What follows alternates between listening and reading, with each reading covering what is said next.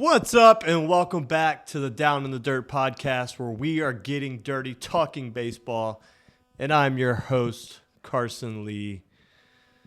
Man, it's crazy to think about just how time flies. I think back to when I first started this podcast, and I was still playing ball at the time. I was playing indie ball, and I came across meeting so many guys from so many different parts of the country that had so many different stories to tell. And I love doing social media. I enjoy it. And I feel like as a ball player, you give back to the next generation that's going to be up and coming. And so I wanted to be able to connect with guys.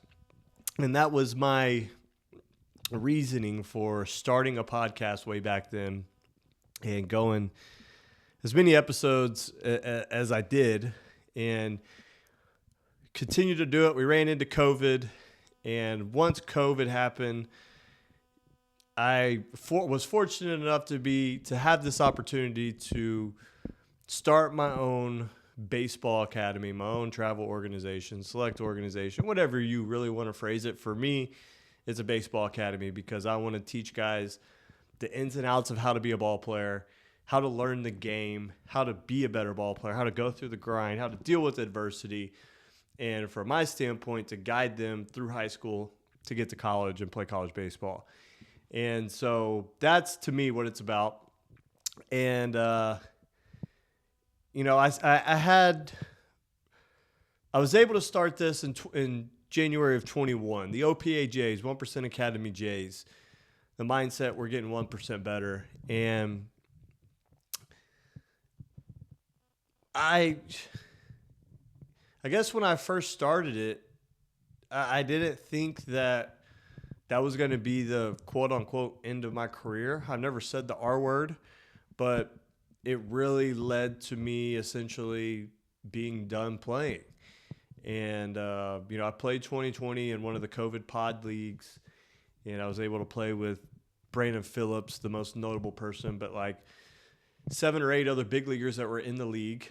And that was a great experience from a learning standpoint. The next year, January 2021, I was able to go play with the Houston Apollos in the American Association, which was the travel team of the American Association. So you were just the road team every single game, no matter where you played. And it was an opportunity essentially for you to try to get onto a roster within the American Association or the Atlantic League.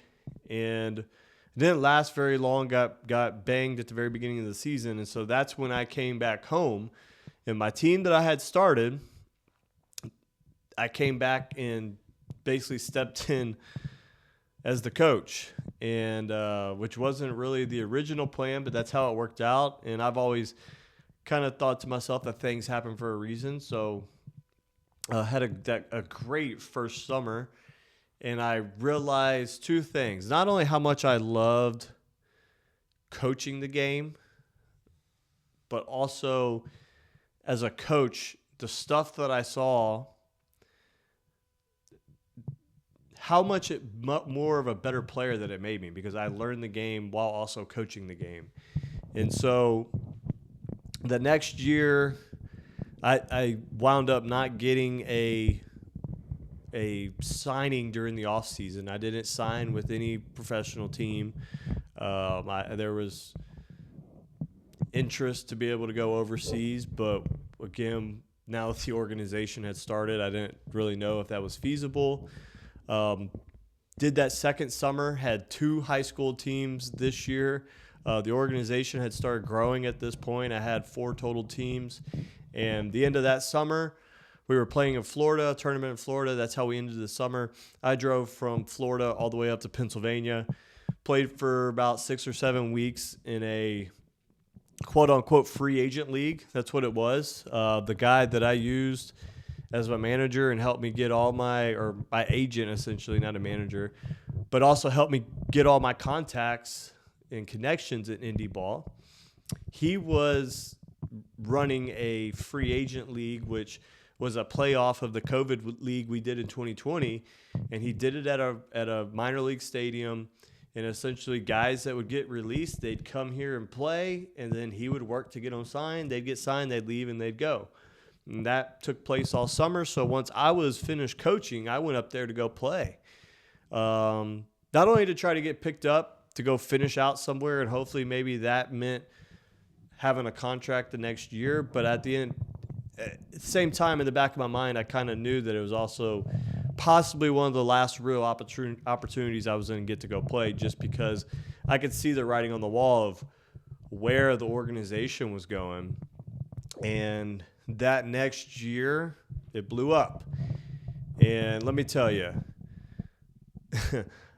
one thing that I've learned being like doing this as my livelihood is I don't think, and I this is not a knack, but I don't think the general public or the general consumer actually understands what goes into running an organization on a daily basis, because it's not just like showing up to practice and coaching and showing up to tournaments and coaching and then like that's it. It really is like it's like, yes, I'm an entrepreneur, I'm a business owner, but it's a full-time gig. And I guess that's, people would say, well, that's the case with any job or any ownership position. But I don't think I really realized that at the beginning until I really got into it and when I had that first big growth. But now, 2026, I guess I say all that because back to my original point, I started this podcast because I wanted to connect with guys, hear their stories, and be able to share that out to the next generation through social media, the network I created. And now things have evolved with the growth of the business. You simply learn that you can't do everything at one time. And unfortunately for me, I think podcasting kind of took a back seat. I mean, I hate to say that because I do enjoy, like for me, this is just an outlet to come and just talk. And so I guess, and I also, it's weird. It's some of these sensations or experiences, I guess I describe, I don't know if you really would get the full concept unless like you lived through it in a similar situation. But for me, for how fast this grew for a 3-year span and like just having to have your head down and grind every single day to work and make it work and do what needs to be done, you don't realize how fast time goes. So to think that this is 2026 is mind-boggling to me. But now in 2026, I have a established organization, which is crazy, a 10,000 square foot building, which is even crazier because in 2018, when I was playing in Garden City and had the best year of my career, I drew in one of my journals that, because I always knew this was the next step for me. Like I wanted to play for as long as I could, but I knew I wanted to start the Jays because this is what my dad did when I was a little kid, and I thought it was the coolest thing ever. I also feel like so many of my childhood memories came from the Jays. A lot of my friends' experiences, traveling, trips, staying in hotels, the whole 9 yards.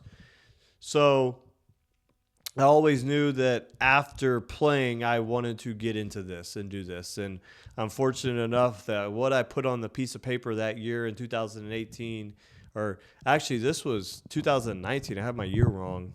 2018, I was in California City and then also up in Canada. So 2019, with the Garden City win, I put this in the journal, literally drew what I thought my ideal facility would look like. And now the facility I have is identical to that of what I drew. So 10,000 square foot building. I got an organization that goes from 9-year-olds all the way through high school. And then we have a college team as well, which again, crazy. And through my first 3 recruiting classes, I have had over, I'm pretty sure, I don't know the exact number, but I'm pretty sure it's 30 kids that have signed, 25 to 30, somewhere in that range. think we had 7 the first year. I think we had 8 the second year, and now this year we've already had 11.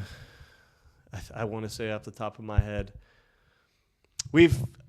I've been able to build our high school program to get our kids opportunities, get them exposure, and get them to the next level. And for me, that's ultimately what this has all been about. And that's why I say I'm so fortunate and I'm so lucky. And I really love what I do every single day. And that's why now I think, because obviously you grow in business, I think I, in a way, have learned business a little bit better, especially as far as some systems and time management from my own standpoint of being able to have time to do different things, which I sucked at the beginning because I wanted to do everything all at once, and I'm only one person. I can't do everything that I aspire to do outside of the must-dos for business. And so now having a bigger platform, a reach with the organization as well, it's now got me wanting to podcast again. And this is 5 years that I've now been in business. And so now, I really I want to help you guys. And I think I look to when I was a player to where I am now, and I feel like if I could have, honestly, I really wonder, not that I was ever gonna go up levels or get to the big leagues or anything at the age that I was at, 28, 29, trying to play indie ball with no prior affiliation experience.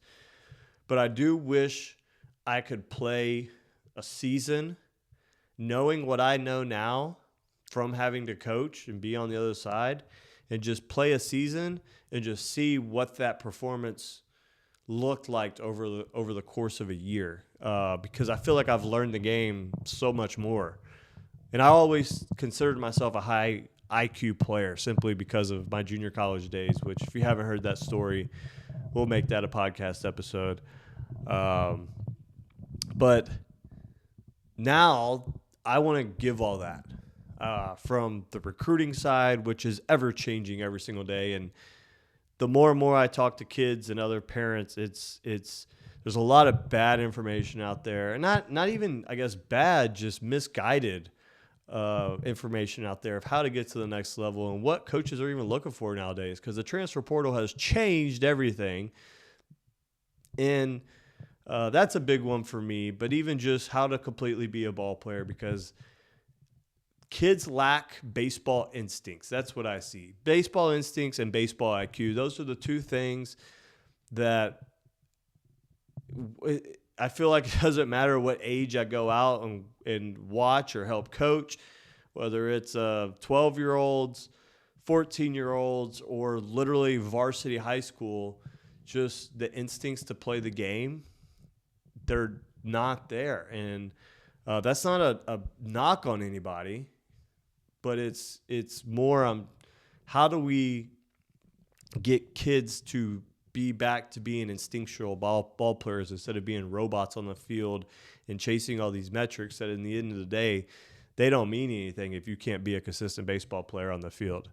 So it's like I said, it's crazy how time flies.